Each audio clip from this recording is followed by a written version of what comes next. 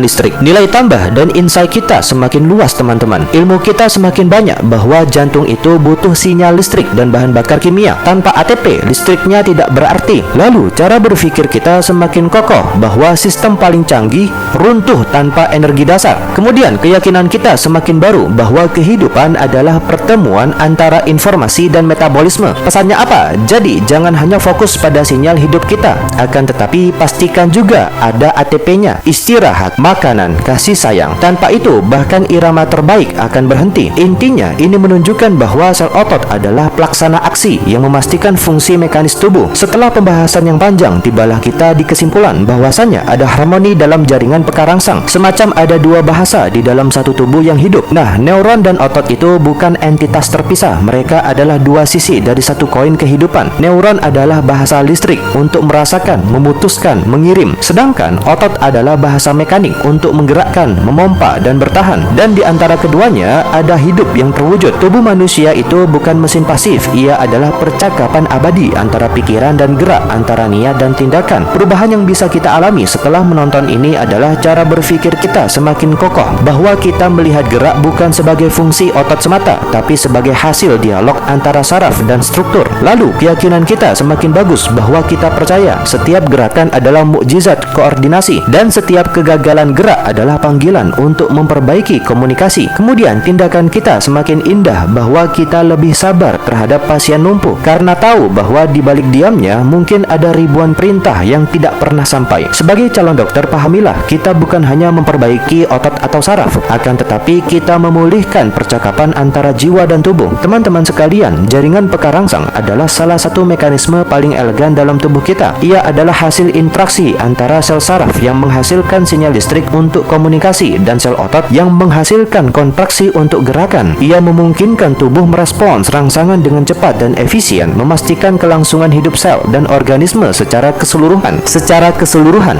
ia adalah fondasi bagi fungsi vital tubuh seperti penghantaran informasi, gerakan tubuh, dan pemompaan darah. Dengan pemahaman ini, kita dapat lebih menghargai betapa kompleks dan harmonis tubuh kita. Sebagai calon dokter, kita semua memiliki tanggung jawab besar untuk mempelajari dan memahami mekanisme ini sehingga dapat memberikan perawatan terbaik bagi pasien di masa depan.